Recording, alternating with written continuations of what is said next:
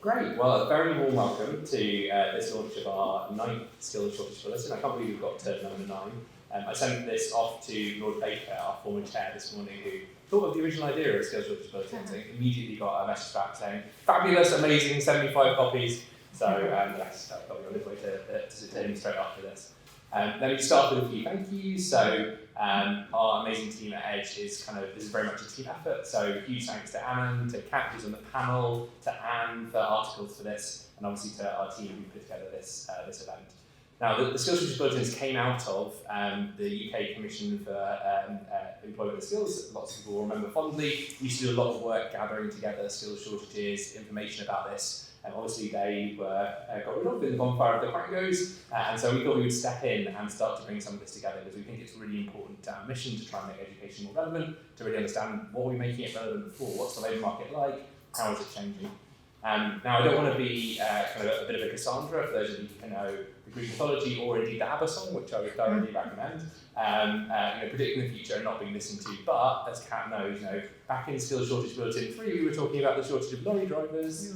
Back in Skills Shortage Bulletin 5 we were talking about NHS workers. We're not saying that we've got a crystal ball, and it's definitely not possible to predict exactly what's going to happen, but there are some fairly obvious trends in this work that could really inform the way that we think about skills and about education. So this is really helping to think about bringing those out. Obviously the events of the last 18 months have changed everything, and at the same time changed nothing. So one of the debates that we might get into today is really has COVID caused problems in and of itself, or has it just really got into some of the cracks that were in the system already and pushed them apart? One of our colleagues at Edge is a former geography teacher, so we often use those geographical metaphors, so getting that freeze-thaw weathering and the issues into the cracks there. So I'm really excited to explore this with 5 amazing panellists today. The plan for today is that we'll ask each of them to just talk for about 5 minutes and give us an introduction to their research or their project and their work, and then we'll have a bit more of a free-form discussion, pick up some of those issues and take some questions from the audience. So so a very warm welcome and a particularly warm welcome to my panel. The first person I'd like to invite to speak is just to my left, that's Kathleen. Kathleen is Senior Research and Policy Analyst at the Resolution Foundation. And we've had a brilliant 6-9 months together working as specialist advisors on the House of Lords Committee on Youth Unemployment. So it's been amazing getting to know you, Kathleen. I think our skill sets are very different and they fit together quite nicely. So it's great to have you on the panel. And welcome. Thanks.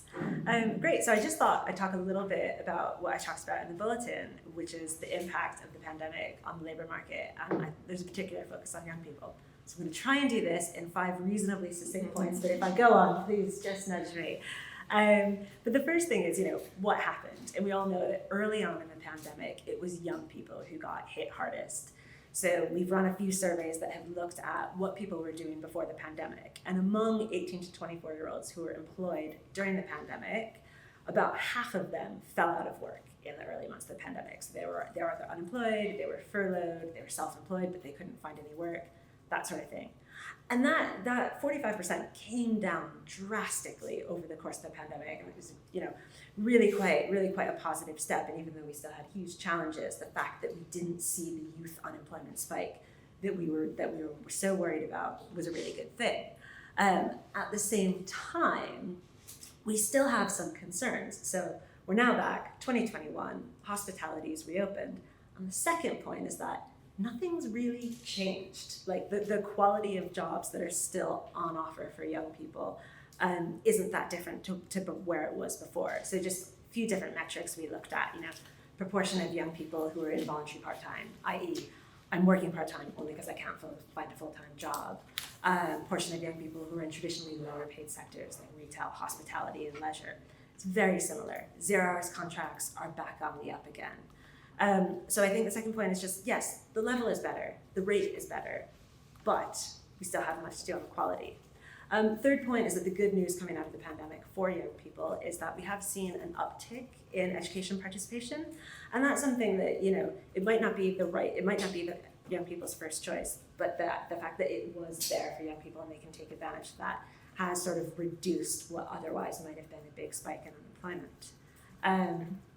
Fourth point, just going to move to the other end of the age distribution really quickly and say, whilst we've had some good news on the unemployment among young people, we've kind of seen a little bit of an opposite thing happening for older people. Now, fewer older people lost their jobs during the crisis, and that's because most older people are no longer in work. But those that are, and particularly those that are in lower paid sectors, have struggled to bounce back to the same level as young people have. And I think when you think about it, it's probably not that surprising. Older workers have much more experience. They might be on a higher level of pay, particularly even compared to their younger counterparts in the same sector. So when they lose their job, it's hard for them to be taken back on. Sometimes people don't want to hire them, and it's also hard for them to be taken back on at similar levels of pay. And for people who are close to retirement and don't necessarily have great savings and sufficient pensions, it's pretty worrying for their prospects later in life. So fifth and final point, just really, sort of a brief way of getting at this is, what can policy do? And I'm not even going to go anywhere in the depths of that because I'm sure we'll cover it. But two of the things that we think about a lot are, okay, we need better employment support both for young people and for old people that is tailored to their needs. Very distinct differences in getting them back to work. And a huge part of that is education provision across the spectrum and making sure that they have opportunities to retrain in a way that suits them and make sure they have better living standards no matter how old they are. Perfect. Thank you so much, Kathleen. That was admirably succinct. And one of Kathleen's many gifts is that she can explain incredibly complicated employment statistics very clearly. So thank you very much. Obviously, one side of the equation is all about employers, and one of the kind of most important surveys that's grown in prominence in this space over the recent years, and we've kind of featured in several bulletins now, is the Open University's Business Barometer. So I'm really delighted to welcome next Laura Burley, who's Public Affairs Lead and Apprenticeship Ambassador, from the Open University. Laura. Yes, thank you. I was just saying before this started, this is my first non-Zoom event, and it's really weird not seeing my face in the bottom of the corner, so it's quite discombobulating. So as Olly said, I'm Laura from the Open University, and I lead on external affairs, particularly around apprenticeships and skills. We're now the largest degree apprenticeship provider in England, so we're constantly chatting to employers on a daily basis, hearing what their skills gaps are. But also, as you'll appreciate, we work very closely with employers with our short courses and our other undergraduate courses to help people reskill and upskill. So 75% of FTSE 100 companies use the OU for their courses. Flexible supported learning is very much in demand from both individuals and employers, and we're there to kind of help people take them as far as their talent will take them, irrespective of where they live or their prior qualifications. So, love about the OU, this is what I'm here to talk about. This is the Business Barometer. This came out a couple of weeks ago, and it's just to give you a bit of a flavour, I believe, to frame the discussion. So it's an annual temperature check on the UK skills landscape, and it's UK-wide, but it's looking at English regions as well and different sectors. Headline is, we still know there is an ongoing skill shortage, and it's being felt at every level, across every sector, and it continues to be around the same level as it was even 6 years ago when this started. So it is not, as we know, the acute short-term skills shortage that we're hearing in the media. It is systemic.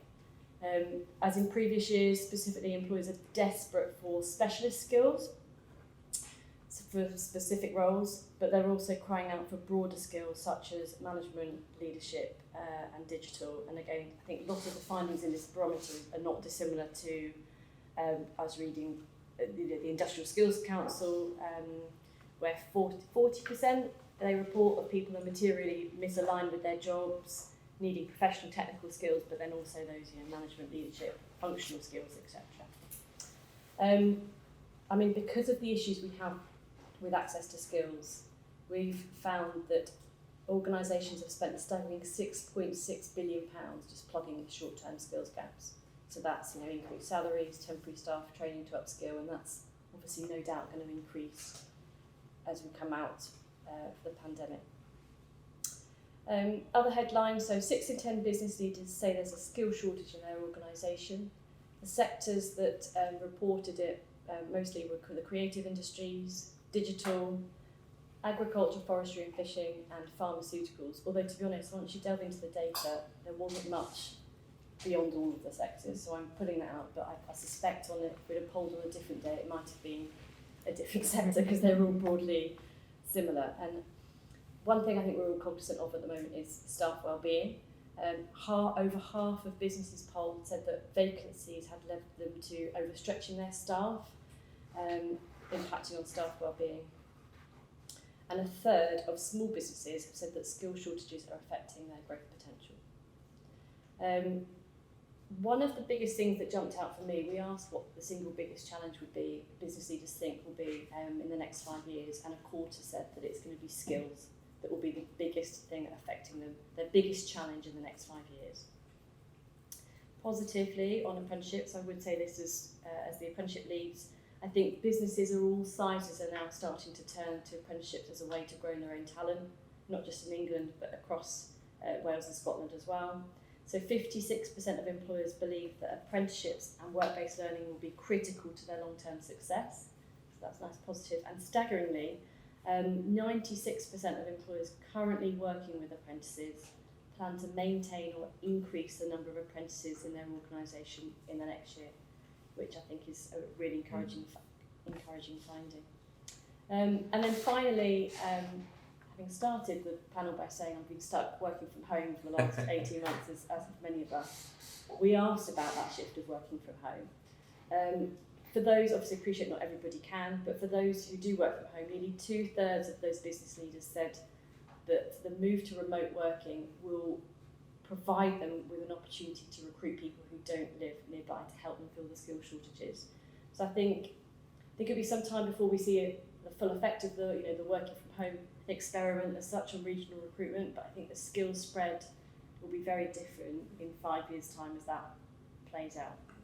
So hopefully that's helpful. I've got lots more I can list to in the rest of the discussion, but for now, as a starter for 10, that is they're the great. key headlines. Thank you. I think the figure on the amount it costs employers is just so eye-catching. It's a really important element of this because I think it just quantifies and it makes you see how scary it is. I think the figures on apprenticeships are really nice though. That's a real nice thing to kind of grab hold of because there hasn't been a huge amount of good news over the last couple of years. So it's really nice to see that that's the case. That was actually a nice link into the other side of the equation, the young people, where I know we've also had some positive news on apprenticeships in the survey that Youth Employment UK have led. So Lauren is Strategy Impact and Comms Director at Youth Employment UK and has led and written the Youth Voice Census this year. So Lauren, over to you. Absolutely. Hello everybody, I am Lauren Mystery. The Youth Voice Census is one part of many jobs I do at Youth Employment UK, but it's my absolute favourite.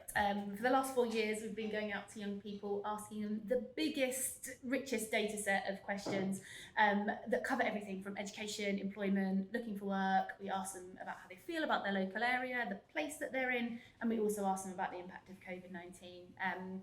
This year's Youth Voice Census launched last month, and normally I'd want to be here for an hour telling you all the things that young people told us, because this year at the very end of the survey we asked them if they wanted to share anything else with us, and hundreds of young people were like, please just tell more people, please make sure that what we told you this year makes a difference and kind of helps and supports us. So they were really, really keen that I did get as many platforms as possible, but I will try and keep it to probably about 4 minutes now. I'm not going to look at Ollie in case he tries to stop me talking, I think. The big 4 key findings of the Youth Voice Census centred around mental health, catching up, accessing work, and young people having a space and place for themselves. So the Youth Voice Census covers young people 14 to 24.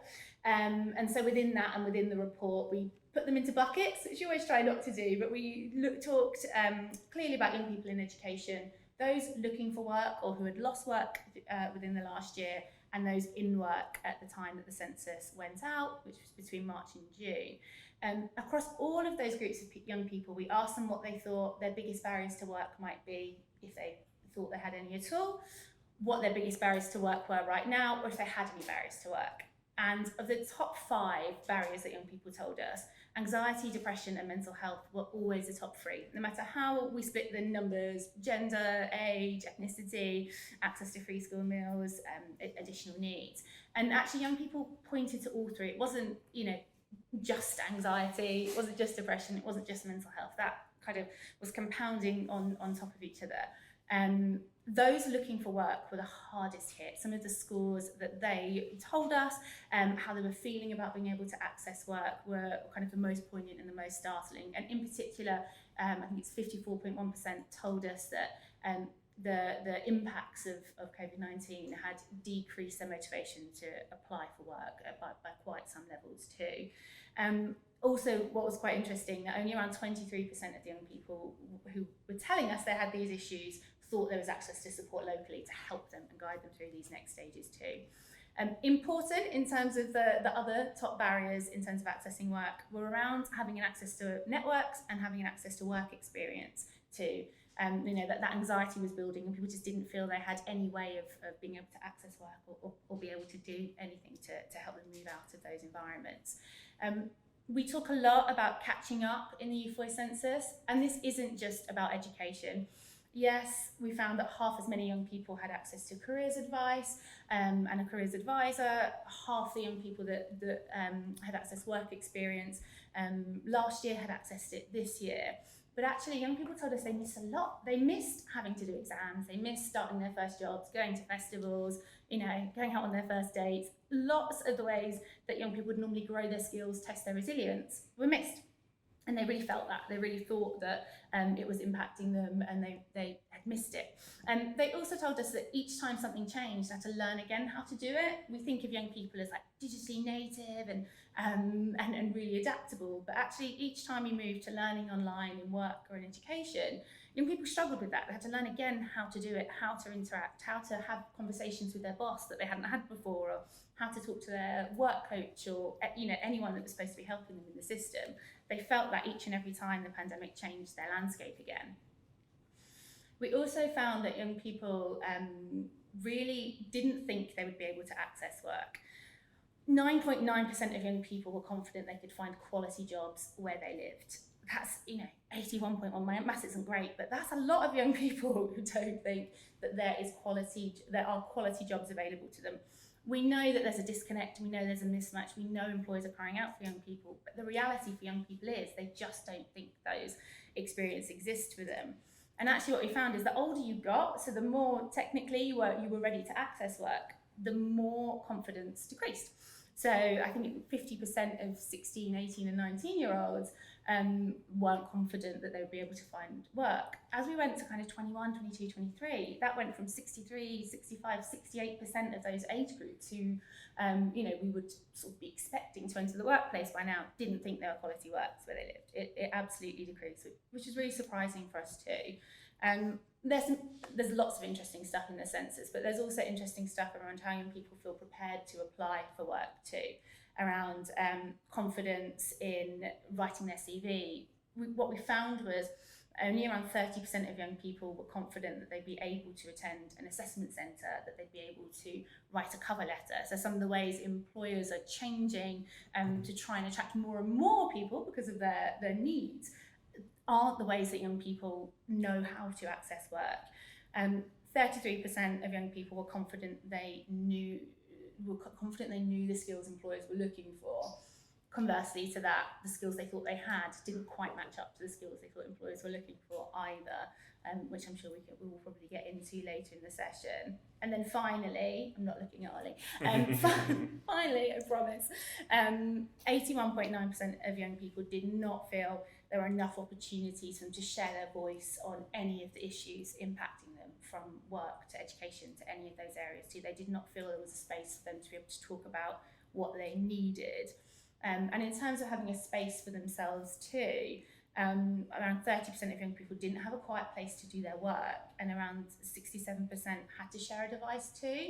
Now, we asked that across education, but also there were elements of that when we looked at those who were applying for work. Actually, a lot of them didn't have their own device to do that with. They didn't have a quiet place to look for jobs and be able to access them in the same way.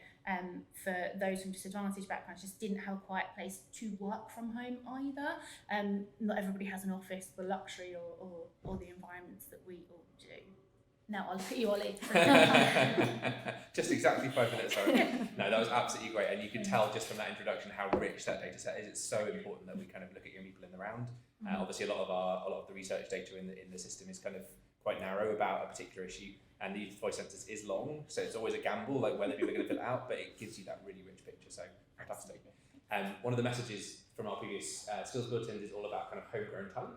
So it's really nice to be able to welcome Kat Emms, who's our Senior Education and Policy Researcher at Edge, to the panel today. So Kat, over to you. Thanks, Olly. I wanted to focus on a couple of key sectors today.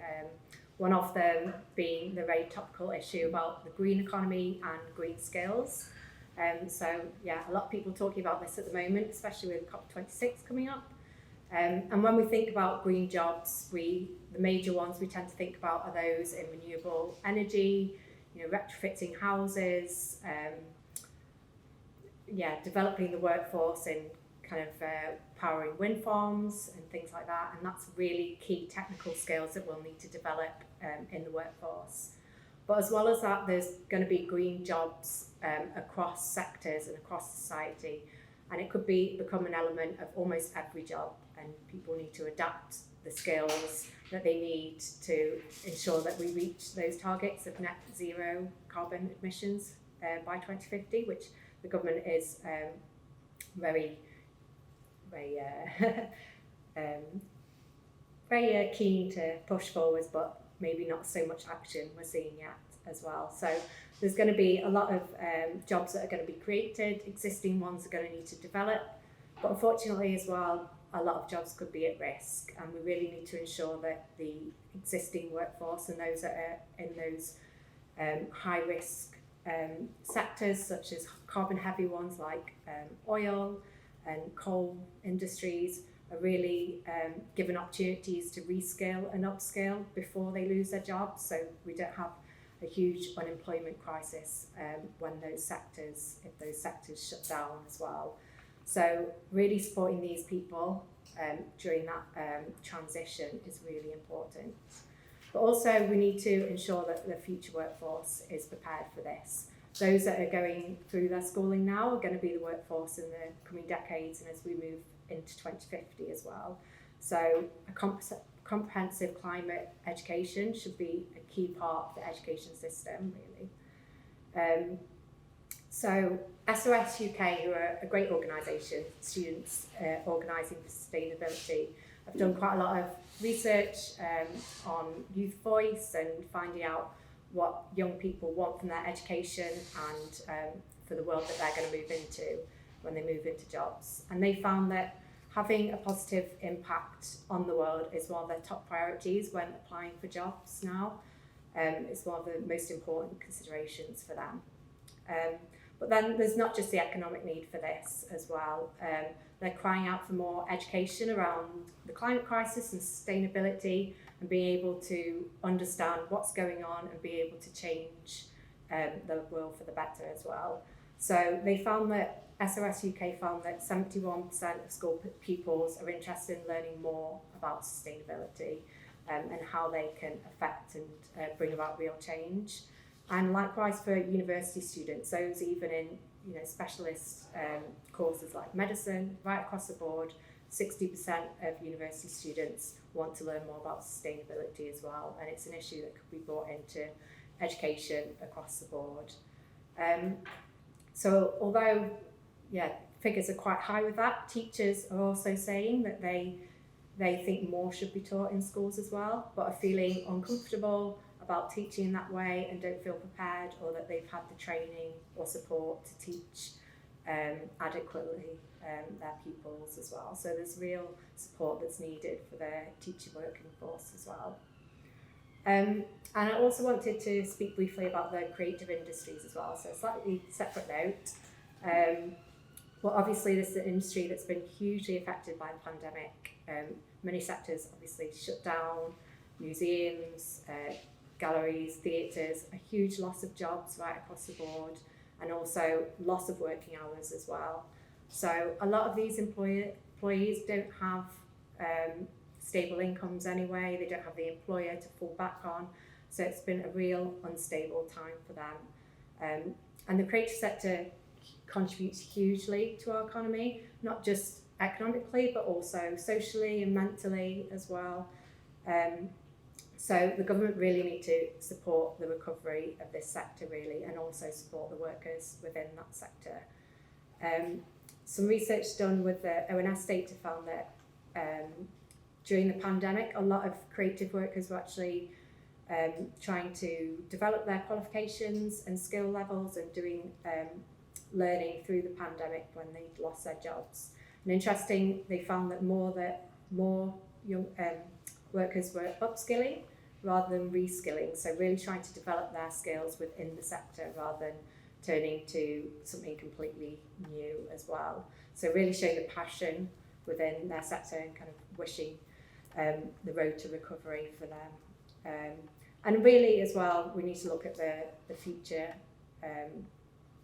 workers in the and focus on the education system and really support the creative development of our young people to ensure that they create this ongoing rich creative sector and it continues to thrive as well. So really kind of bringing in that creative learning throughout the schooling as well. So yeah, just two areas I wanted to focus on there. Brilliant. Thank you so much, Kat. And Kat and I kind of get together every quarter to look at what we've got in the kind of pot for the Skills Shortage Bulletin. And this area is just getting more and more interest and traction. I think like Kat kind of pops the file on the desk and every single time, and it's got so much in it, which is in a way great, but in a way frustrating because we've been talking about these issues for a long time, and as you rightly said, in relation to the green industries, there's not so much kind of traction. But we've had a bit of doom and gloom in the messaging, as we always do in the skills shortages. Joysy is our light relief, so we always like to feature somebody who's doing something about it. Joysy is CEO of 01 Founders. So Joysy, do you want to tell us a little bit about your project? Thanks, Olly. So we've heard a lot about why there's a skills shortage, why there's a problem within the education system. So I'm going to tell you a bit about what we are doing, but also how it's different from traditional education. So 01 Founders is a public-private partnership, and it was set up earlier this year in collaboration with one of the largest FE colleges in London, Capital City College Group, Founders Forum, which is one of the preeminent network for entrepreneurs across Europe, and 01 Edu, that are the leading experts in peer-to-peer learning pedagogy. So what we do is we provide free education to become a software engineer, we provide a job guarantee, and we even give living grants for those from disadvantaged backgrounds to fund their costs over the 2 years of learning. So it's very unusual because we don't believe that preparing somebody to pass an exam and giving them a certificate is enough.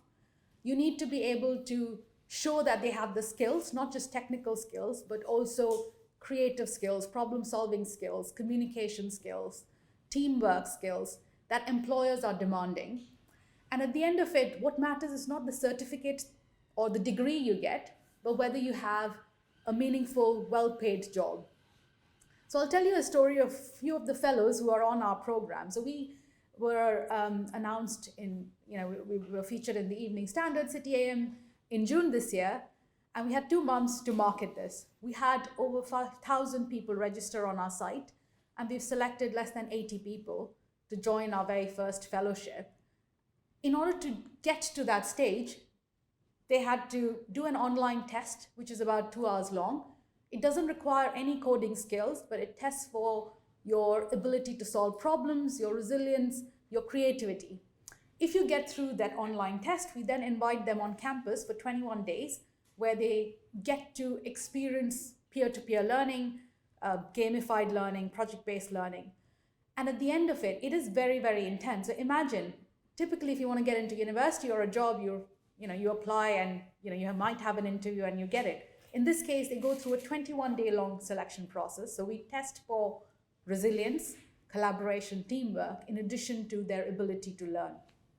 And at the end of it, we then select them for the fellowship. So that means that these are people who are extremely committed to change in their life and to build new skills.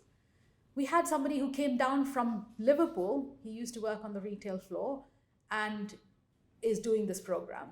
We had a woman who's been a chef for the last 7 years, and over the lockdown, she was trying to teach herself to code, but it's really hard to learn online on your own. So now she's on our campus working with others, learning to code and taking the first steps in building a career in tech. If you look at our very first cohort, 40% of people have no prior coding experience.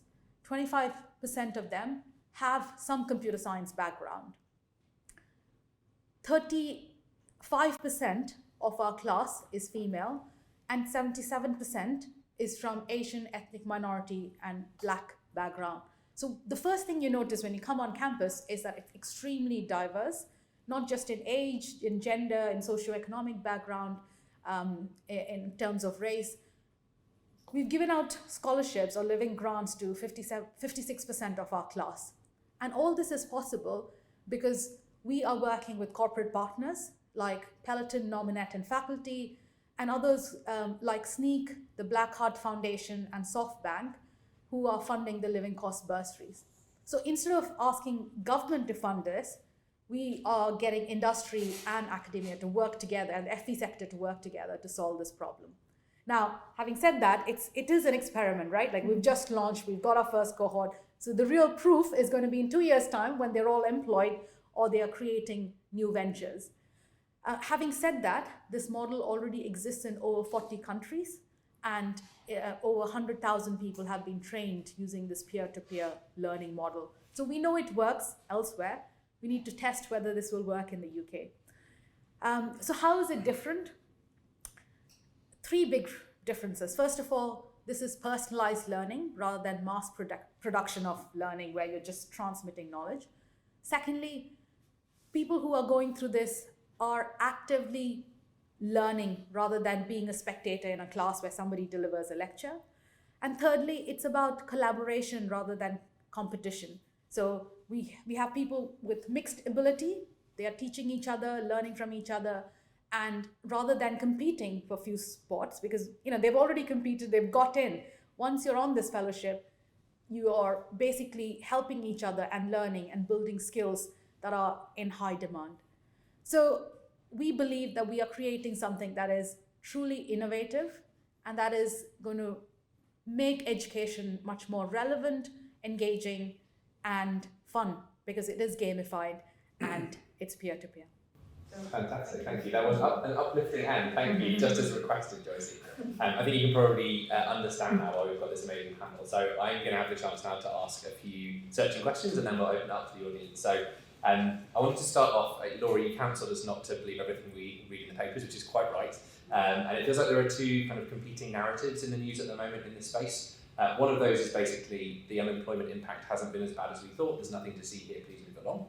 And then the other one is there's going to be a huge, long scar and a massive wage issue for the young people who've grown up in the system. I think it was £46,000 or something, the study that came out today. So Kathleen, maybe I can come to you first. Help us through that. Are they both true?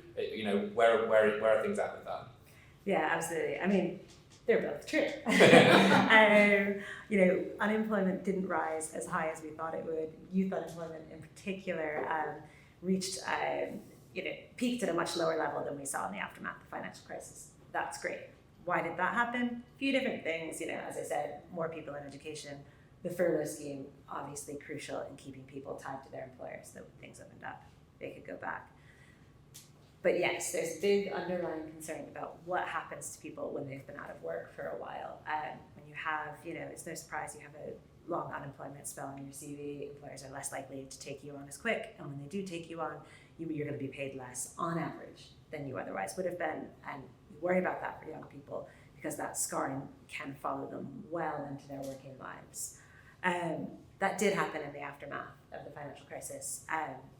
About a year and a half ago, we modeled what it might look like after this crisis, but we expected to have much higher unemployment. So I'm not going to refer to those figures because they gather lots of headlines of this disastrous thing that hasn't actually transpired. But that's not to say that young people will not face some level of scarring coming out of this. How high it is, it's unclear, but one of the things we do know is that it tends to accrue much more to those young people who have lower level qualifications and who live obviously in less sort of jobs-rich labor markets. So it is definitely something to worry about, just maybe not as bad as initially thought. It's helpful. And Lauren, from the Youth Voice Census, obviously you talked a lot about, wages are one thing, but there are a lot of other ways that kind of COVID has impacted on young people. Do you want to say a little bit more about kind of the longer term impacts that might be coming out of those figures? Yeah, I mean, you're going to let me talk again. I'm excited. I thought I'd ruin my chance. No, I think that there's so much of it, and there's so much within each age group of young people in terms of being able to access work. I think one of the things that was really poignant was that, and some of the fears that I have and that will feed through the census, is that young people don't know what services to use and which ones are designed for them to. So those that do find themselves unemployed, or those that had been neat within the last year or were currently neat, only about 37% of them had even thought about going to the job centre. They saw the job centre as the place they would go just to get money. And actually lots of young people just wrote in their free text commentary, I'm not that desperate yet, I'm not that desperate yet. And obviously what we know is that the longer you spend neat and not having that, the worse it becomes long term for you in terms of the scarring impact. But one of those concerns is that young people don't, the further they get away from a support system and a network, the further they are away from the education system or from work or from any of the myriad of different places you could go to get support, the less they're then likely to engage long term. It's though young people feel like they have to be really desperate before they can access it. They don't see the job centre as a place that has jobs, they just see it as a place that has money, and that's a real concern long term for me, that people just, the issues are only going to grow and grow and grow. We also saw that what young people wanted, or what they found most useful in terms of looking for work, or even those in work that needed support and guidance to grow their skills or grow their kind of career trajectory, was they needed people. They wanted people to help them understand what they were reading online, understand all of the different reports we all put out there, but also the information on skills and abilities they had. They wanted to rely on teachers, parents, humans, people, employers around them. And of course, there's less and less access to that in terms of COVID, but also just in terms of how busy and how stretched all of those environments are at the moment too. Absolutely. So yeah, I think it's really important that we kind of look at that kind of economic element and then the wider stuff as well. As part of the work that Kathleen and I have been doing with the committee, we've had some really great focus groups of young people, and that was one of the strongest messages that came through, that kind of reluctance, reticence around Job Centre Plus and not really knowing who to turn to. So really interesting to have that kind of confirmed as well. There were a couple of messages from the introduction about things haven't really changed. We've been doing these surveys for a while, like the same messages keep coming up. And I think Laura, you said something about the kind of the issue being systemic. So I just wanted to come back to that and really ask you from that employer perspective, from the barometer, kind of what are employers trying to kind of push for here? What are they asking for from the system? And I guess if you why isn't it being heard as well? If we have a perspective on that as well. Well, yeah, that's a good question. I think, what are the employers asking from the system? They're reporting these skills gaps, but I think it's trying to fit the various government policies, and I'm talking 4 nation policies here as well as the 4 nation university, into what they need and want. And I think the biggest issue is we are a nation of small businesses, and yet all of the policy interventions that we're talking about invariably are for large businesses, because they're the ones that have got the capacity to have HR leads that will advocate and work with government. We'll go into number 10 and talk, all the business leaders to talk about what's happening in the large retailers. And actually, especially in apprenticeship policy, where those small businesses who are, so diverse in terms of what, the different types of businesses across the country, they don't have time to go and engage in an apprenticeship trailblazer or go in and talk to number 10 about what's happening on the ground. It's an immediate cash flow issue that they've got to address. And actually, I know again, we've been talking about this for years as well, but trying to look at the small businesses and skills for small businesses and growing your own talent within small businesses across the UK will help there, obviously, and then that helps with some of the issues that we're talking about in terms of young people and access. But again, when talking to small businesses, if we talk to them about apprenticeships, they will understand how to get the funding, but actually it's the hand-holding of once that apprentice is in, it's not just access, it's inclusion once you're in that business. And if you're in a business of 12 people, do people look like me? Are they older than me? Do they, how do you do that piece to ensure that young person, in this instance, feels included, or that older person that's being retrained has that sense of community within whether it's a large or small business, to be honest. I think slightly deviated from your question, but I think the nut we need to crack, and it would be interesting to see what comes out of the spending review next week, is small businesses. And I think, again, looking at 4 nation policy, there's a lot more interventions in Scotland, for example, and grants now for small businesses to help develop short courses to help reskill and upskill, and I think to evaluate and look at the success of that, how that will come out, could be quite interesting going forward. Just to go back to the Job Centre Plus thing, that for me is fascinating. So the OU's got a current partnership with the Job Centre Plus to using our free resources, open learn resources, and there's skills for life and skills for work, and it's all short courses deliberately about being, you know, inclusive and interactive. You don't need any prior qualifications, but yeah, uptake of those, they spiked in lockdown, but I think people were finding them themselves. But actually the referrals from Job Centre Plus, it's kind of a slow burn. Same with, you know, OU's one of the partners for digital skills boot camps. They're out there being, you know, talked at Job Centre Plus, but again, it's just getting those. There are things out there. It's just joining the dots, isn't it? Yeah, that's really interesting. And I think the point about small businesses is just such a difficult policy not to crack. Yeah. I mean, so my career before Edge was in the Department of Education, working on apprenticeships, and you know, much as we would have loved to get small businesses involved, it's just so hard, isn't it? With things like the Trailblazer groups, where you're asking for days of people's time. A big business kind of HR department's always going to be able to provide someone, and then for the smallest micro business, you'd be asking them, I guess, to kind of shut the business for the day. So it is a perennial issue, I think, to try and get them involved in policy. I will do an amazing example of a small business that I have just discovered that the OU works with, so I talk about her all the time. It's amazing. She's in rural Oxfordshire. It's a business of 12 people. It's a software development company. They have 4 apprentices. And at the, you know, in terms of just being able to kind of growing their own talent, they don't have access to the local university FE college is quite far away, so they use the OU as the training provider. And not only is she so passionate about that halo effect of bringing the training of those apprentices back to the business, that when they go out to do when they do their OU studies on Friday, they then reconvene at the end of the day and have a call where those apprentices will share back to the business what they've learned that day. And she said they are actively applying it from Monday morning, some of those concepts and learnings into the business. So I think that once you kind of get into certain small businesses, again, I can't generalise, there are 6 billion, but you know, the benefits are there. It's just actually joining the dots and stuff. I guess information, advice and guidance for them. The money's there, and every transfer there, it's just the connection. So. Fantastic.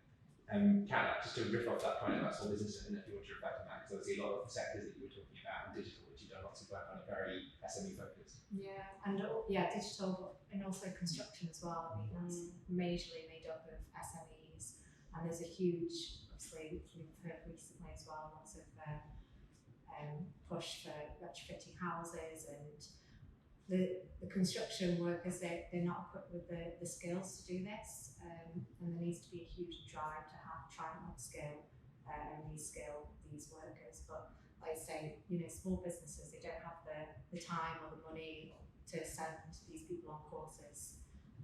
It's not really seen as a priority for them. So yeah, it's really difficult.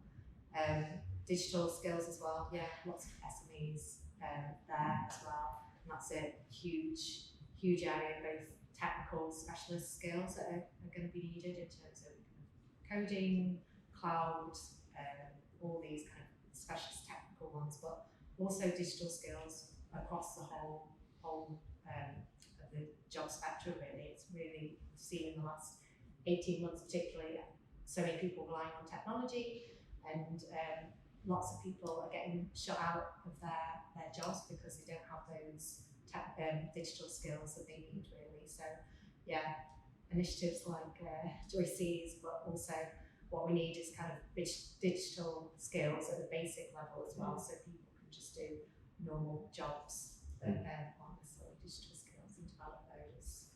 Yeah, it's a really good point. And Kat and I were on a virtual study to Singapore last week with a very jolly lecturer from a university out there. And at that university, whatever subject you did, you also did digital skills. So his job was actually teaching the art students coding, and he was very good at it, made it very entertaining and very like a story to kind of attract those who are maybe more on the art side, like I would be. But that was a really interesting element. I think the point about kind of small and big businesses is really important, but I think that all the businesses we speak to, kind of as several members of the panel said, are looking for not just the exam results, but what have been called the softer skills, the employability skills. You mentioned several of them, Josie. I just wanted to ask you to reflect, like, Do you think the kind of core education system is delivering those? You're obviously choosing to in yours, but are people arriving at your door with those skills already, or not so much? Not so much, because I think the schools are under so much pressure, and with the accountability system, they need to show improvement and they need to show results, and that is measured in terms of A-level results or GCSE results. And if in the school environment you're just being taught to compete and to just do stuff by yourself and be ready for an exam, but when you come out in the workplace, you're not competing anymore. You're not just working on a single subject, you're working in interdisciplinary teams, you're working on defining the problem and then finding resources to solve them in creative ways. So I think because the education system was set up 150 years ago, where we needed to mass produce, we needed to have that quality assurance where a large number of people could go in and take on these jobs as we were industrializing. But the world is different now, and the education system is not prepared for a digital era where you can work on Zoom all year long if you have the right Wi-Fi access and the device. But the school system is not set up to be able to give people the right skills to collaborate, to learn, to problem solve, to communicate, to be curious. I think the single biggest skill that schools and universities can teach is learning to learn. Just like when you go to a supermarket, things have a shelf life. Today's knowledge has a shelf life, but we forget that these curriculums are written, and by the time you get employers involved and get their feedback, the world has moved on. So I would say, how do we trust our school leaders and trust our teachers and help the accountability system trust them so that they can get on and teach students, not just to pass exams, but to really be curious, be agile, be flexible, be resilient, because these are the skills that more and more young people and old people will need to thrive in the future. Yeah, I love your point about things having a sell-by date. That's great. Not least because my very first job was working in a supermarket, taking the things that had gone past the sell-by date. That was my first skill I learned. You mentioned Singapore. I studied in Singapore and I did computer engineering there, and I was surprised that as a computer engineer, they didn't just teach us software and how to code. We had a class on communication skills, and this is in the 90s, right? And I used to think, why are they teaching us about communication skills? I'm a software engineer, right? It has I know you are. So now I'm trying to teach everyone not just the technical skills, but also, skills that are essential irrespective of what you do. I love it. So Joyce's painted that picture of maybe moving the education system towards kind of more skills-based, more interactive, more team working. Lauren, from a kind of young people's perspective, is that, you talked a lot about mental health, and we know there's a really strong kind of challenge between those cliff edge exams and mental health. That's one of the kind of factors in there. Do you think young people have that appetite for kind of building their skills and thinking about that education in a different way? I think potentially yes. I think it'd be wrong to think all young people are kind of homogenous in that way. Then different young people will adapt and change to that. But the biggest thing young people told us is that they were learning always new language with what felt like the same skills each and every time. We labelled them up because we think that's the problem. They had the wrong label all along, and that's why young people weren't learning them. It's not true. But the biggest thing was that whilst young people understood that there were these skills out there, they just couldn't place themselves on the barometer. It wasn't clear what they were aiming for with teamwork or what they were aiming for with resilience. So, if we were thinking 5 years ago how resilient we thought young people would have to be leaving the exam, it's totally different this year, right? The resilience and the level of it too. It's more having the guidance for young people to know where they are on that, what they're aiming for, and what teamwork means in that job. We all talk about needing to be part of a team, but even within our own organisation, there are some that need to speak hourly, and there are some that need to speak once a month, right? And it's all different in that way too. So I think when people have that appetite, they love learning, they're ready to work, they want to, they're enthusiastic about their futures, and the majority of them know the different sorts of careers they want to go into. They just, it's like they think there's a secret trick to these skills that we're not giving them. And I think if you ask all of us what we meant by teamwork in our own roles, it would be slightly different, and that's okay, but we're not helping them see that. I think is probably the problem. some really, really interesting reflections, something that we picked up a little bit, Katherine, in the research we've done looking at employability skills. Do you want to say a little bit about that? Yeah, sure. So we were doing several focus groups before the pandemic. We went to some schools and we're talking to young people at GCSE level, A level stage, talking about employability skills and what's important for them and if they're developing them. And we really found this kind of disconnect between when we asked about particular skills and them being able to draw on their examples from their school days, from outside of school, of how they're developing them. And then we said, made suggestions about, also, do you do sports? And they're like, oh yeah, we do that, but couldn't see that was developing their team working skills. So yeah, there's a real disconnect about kind of talking about how they're developing those. And also, it was quite interesting seeing how important they thought certain skills were, and kind of digital skills not coming up that high. I think they kind of take as standard that they all have digital skills, but really when you compare those to what actually employers are wanting in the workplace, it's actually quite different to be able to scroll through the social media. So really, yeah, really quite a disconnect really. And I love what you're saying about the language as well. It's so important. Like, the language is so important in this whole area, and different words in education trigger such strong feelings in people. And I think one of the really good things about Skills Builder, as one example, is just trying to kind of bring everyone around a single set of language so that people know what they're talking about, and kind of demystifies that element. And now comes the time when I get my crystal ball out and start to just give it a little bit of a Mr. Sheen. Kathleen knows what's coming. And as you were saying, like we it's impossible to predict, and lots of the predictions of the pandemic didn't come as bad as we thought, which is good. But if we were looking kind of a little bit further ahead, what kind of could be coming up in terms of the next couple of years and kind of some of the trends we might see? Oh God, that's a tough question. Okay, so trends that we might see in the next few years. I think the one thing, this is a slightly more difficult trend to spot, but just going back to what we were talking about before, looking for signs of scarring among young people who were sort of leaving education near to the time that the pandemic first hit. How do we look for that? Well, our employment rate's different across a whole range of characteristics for people in a particular age group. What does their pay look like? What sectors are we concentrated in? And that hopefully could give policymakers some reason to think about, okay, we actually do need to do some targeted support here. We need to think if they're getting, reached by particular policies. And I think the excellent point, we need to make sure that they know where the resources are that they can go to. So I think that's a trend that we probably will be seeing that we need to look for. Future trends from that.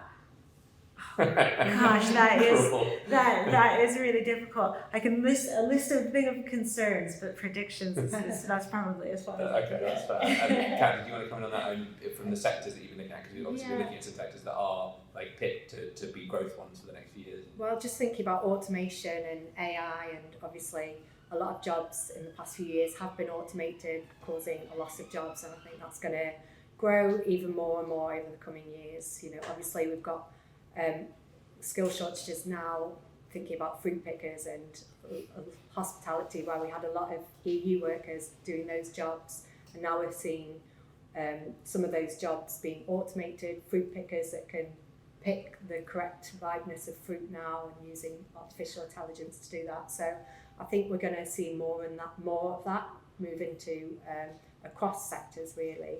And so those routine roles that people have been doing are likely to be lost, and it's more kind of the creative roles and problem-solving roles that are going to people are going to be needed for really, as well as kind of thinking about those caring roles and ones that develop relationships as well. So caring care workers and educationalists, and those that at the moment robots can't replace, those kind of deep relationships and care work. Yeah, brilliant. I really like the term that we've used in the bulletins a few times, high tech and high touch, as the kind of two that are growing. And maybe just to bring you in on that one as well, given that you're at the cutting edge of one of the sectors that's meant to be the future. What do you see in the kind of next few years in terms of tech training and what might be ahead? I think I see that employers will get a lot more involved in the skills agenda, because for way too long we've been talking about it, and it cannot be done on a superficial level. Like, you have to have skin in the game. You have to walk the talk, because until and unless you do that, you end up in a situation where one person, like the schools might say it's a problem that businesses have to deal with, and businesses might say no, it's the education system, but that's not going to help. So I think I would see a lot more collaboration across government, business, academia, and civil sector to address the skills gap. And it's not just digital, right? Like that has been there, for the last 2 decades plus, where we've had shortages of tech talent.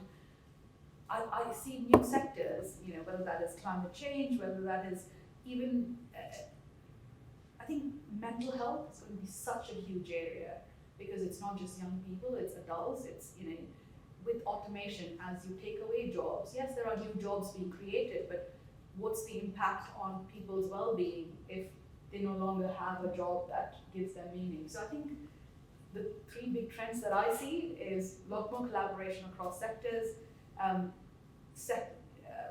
lot more happening in the climate change agenda, and skills that are needed to make a green economy and sustainable economy happen. And finally, a lot more happening around mental health agenda across schools and employers. That's really helpful. And picking up one of Laura's points about cross-UK thinking, we were recently in Scotland, and there's a lot of forward thinking being done in the green space there, which I think is really leading the way for the UK. So an attempt to bring together a centre that's actually looking 2-3 years ahead, thinking about the skills that might be needed, rather than the traditional thing of not having enough skills and then developing a training course and then starting to train that a year later, and you get the idea. I'm going to throw out to the audience in just a second for a few questions, but I wanted to give the panel notice of the final question so you can be thinking about it, which is that given that the spending review is coming up next week, I wanted to kind of give you the magic wand at the end and ask what kind of one thing you might suggest that government does to try and alleviate some of the challenges that we've been talking about in the panel. So I'll come back to that right at the end, but before that, let me just throw it out and see if there are any kind of questions or areas that colleagues in the audience wanted to raise. Do you want to say who you are and where you're from? Yes, sorry, that sounds like something like Indeed. I'm Analyst, I'm the Chief Executive of the Edge Foundation. Listening to the panel today has been really, really interesting, really dynamic. I think what comes across to me is that these problems are not new. We know all of this, we have lots and lots of evidence.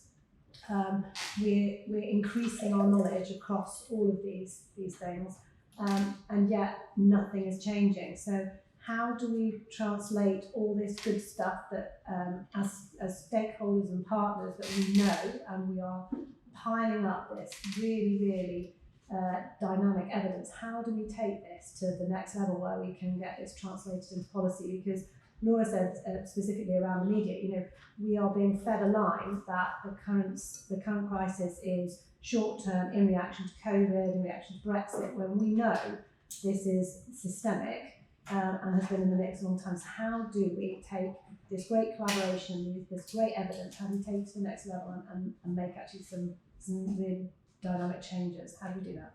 Great, nice that you want to start. Thank you, Alice. Yeah. Who wants to take? Now you're really trying not to catch my eye. Do you want to start?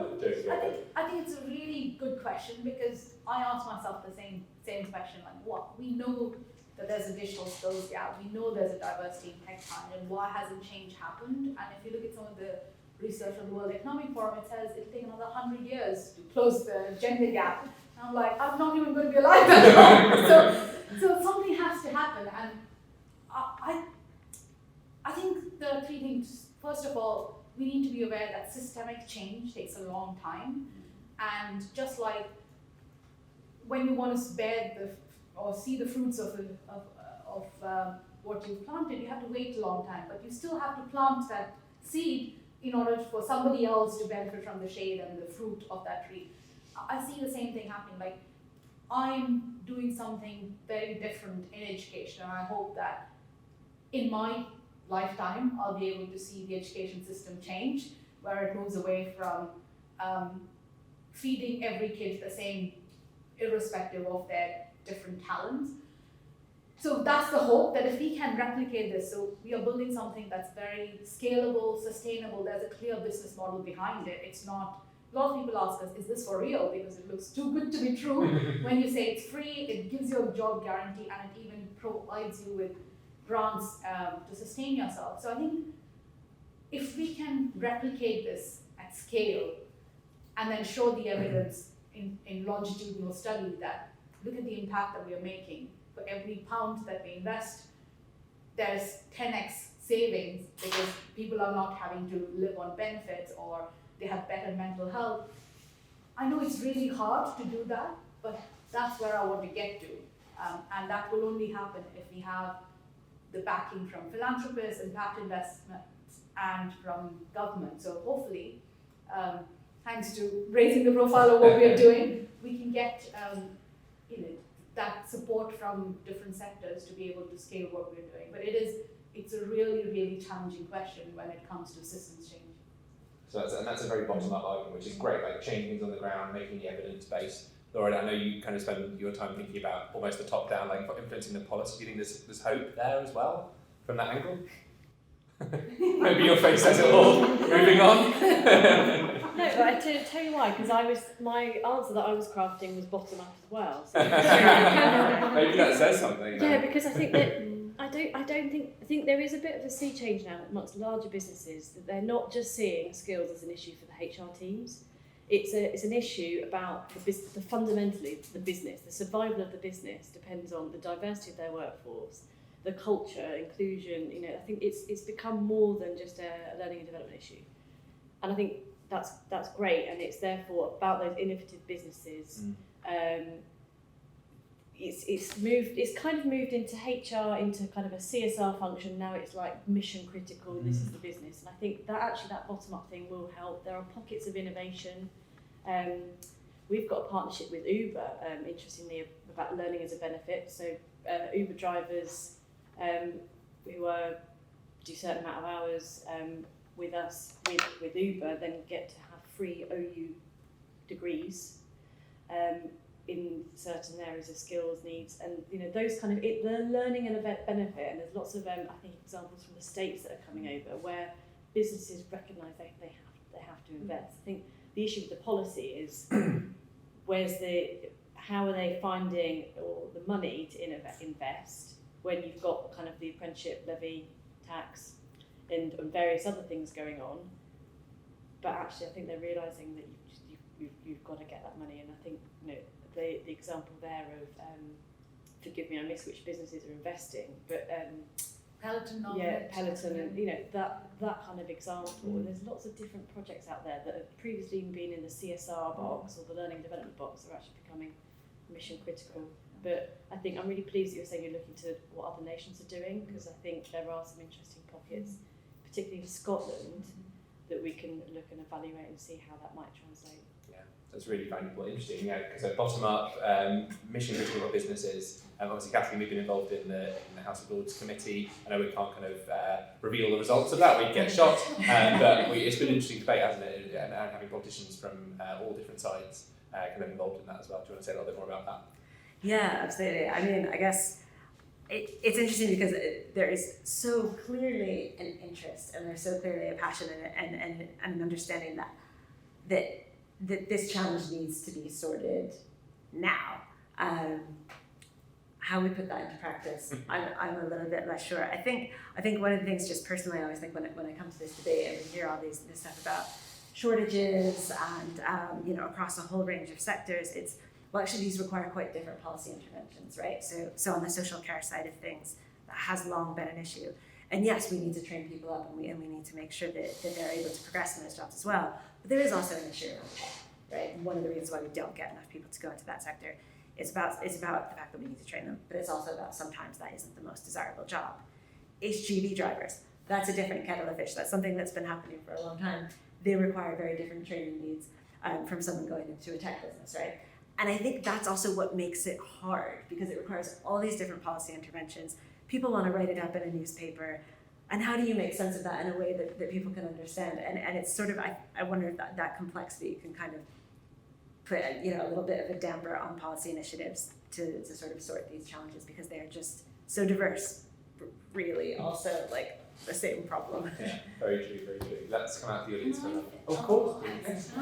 not really. I feel like I'm breaking all your rules today. Don't know that, I'm sorry, but I will say it. I think just finally on that area too, one, we have to keep collaborating. I think sometimes in the sector we can be like, no, I've got the answer to this puzzle, I'm going first with the research, I'm going to have it. It's why your skills shortage is so great, it's why it's great working with the Edge Foundation. You really do bring us all together. We have to keep collaborating. We have to keep listening to young people too. Because we do all have great ideas, but they will tell us how they're experiencing it. They'll tell us how they're understanding and listening to it too. We can't forget to keep listening to them. If I forgot to say that, I get a big trouble. So I had to do it. It's very true. Time for one more thought or comment or question from the audience. Yes. Hi, I'm Chris from Engineering UK. I just wanted to actually go on a little bit about, you do make a really good point about young people, because we do this all the time. We talk about what we think people need, but don't actually include young people in that discussion. So, maybe that's the focus. And the other thing also that you talked about, places that young people in the census are not going, but did you ask about places that they are going? Who are they talking to now, and who are they getting that advice from? I mean, we probably know, but it's nice just to get an idea. Yes, we did, and actually what is really rich in the census is that we asked it at every stage too, so there were some slight differences. So those in education still, when we classed education, that was up to university level, they really heavily wanted people. They were going to their parents, they were going to their teachers, and they were going to careers advisors where they had them. As we got kind of slightly older, to the 19 plus and those that didn't opt to go into university, there was still an element of parents within there, but actually they would then start to look at employability websites and those informations as well. We do have a full list. Actually, quite surprisingly, not many wanted apps and new snazzy things, but actually what they wanted careers and employability websites, but they wanted the person as well. They wanted to be able to prepare to have a conversation with a human being that is context for them, and then go away again online. And yes, they are digital, yes, they can use it, but they wanted an element of all of it. There were some slight nuances around race, ethnicity, and gender too, which are all in the census. But yeah, people are a huge part of putting it into context for young people, but also the careers and employability websites fed highly across there too. We did ask things about things like the Big Bang too. So important stuff. And just like one other piece that we're doing, which hopefully will be like a relative of the census, the piece we're doing at King's College London called Young Lives, Young Futures, which is a longitudinal study over 5 years. So whereas the census does a brilliant job of capturing each year what's happening, we want to follow the lives of young people between the ages of 14 and 19 and really understand exactly that question. Where do they go for advice? Does it work out? Do they know about T levels? What do they think about them? All of those things that perhaps we might want to know. The last hour and a bit has flown by, thank you so much. So I just wanted to close with a question that I gave you fair warning about. And we've got Elena, our policy manager, in the audience, ready to make the shopping list for spending review. So maybe if we just come along from this side, or do you want to start off with your ask for next week's spending review? I guess going back to my small business point, more support for small businesses to help them grow their own talent. Great, nice succinct one. Kat, what's your ask for Rishi? Well, mine was one that was promised already and is now subject to the spending review. At the beginning of the year, the government pledged around £90 million for an arts premium for secondary school children to support their creative development and arts programmes, extracurricular activities for young people. And since then, it's now been apparently subject to the spending review and might not happen. And it's really important, I think, for developing those skills, the social and mental health of these young people that they really missed out on in lockdown. Great point, Kat. And for those of you who are regularly tuning into Edge, we kind of push really strongly for that kind of breadth of curriculum, so that would be wonderful to see. Kathleen, what would your ask be? Something that probably will not happen, but something along the lines of like a sector deal for lower paid sectors. So where you put together a pot of money and you get, lower paid sectors, firms in retail, hospitality, and leisure to come together, identify the challenges they have in recruiting in recruiting skilled workers, in training them up, but also thinking about job design. How do we make these jobs better? And that's something that the government has sort of introduced in the past for high value sectors, But that's not where most people work, and that's where we have really big challenges. So that way, in future, when a young person gets a job in a lower paid sector, maybe it won't be that much lower paid, and maybe they will have a route up, just not doing the same routine job over and over. Fantastic, great one. Joysy. I would ask for a 100 million fund for the FE sector to work closely with universities and with business to really regenerate spaces outside of London. Great, I love it. And last but not least, Last but not least, so our one of the existing asks that we have as a joint collaboration through Youth Employment Group is for an opportunity guarantee for all young people to be able to, to have a quality education, training, or employment offer as they leave the education system or as they leave school within that area too. But also, and something that wouldn't cost any money, it would be greater recognition for good youth employment practice too. It's something we really champion, supporting employers to do better for young people. great. What a perfect place to end this discussion. Can I just ask everyone to thank our fantastic panel? Thank you so much.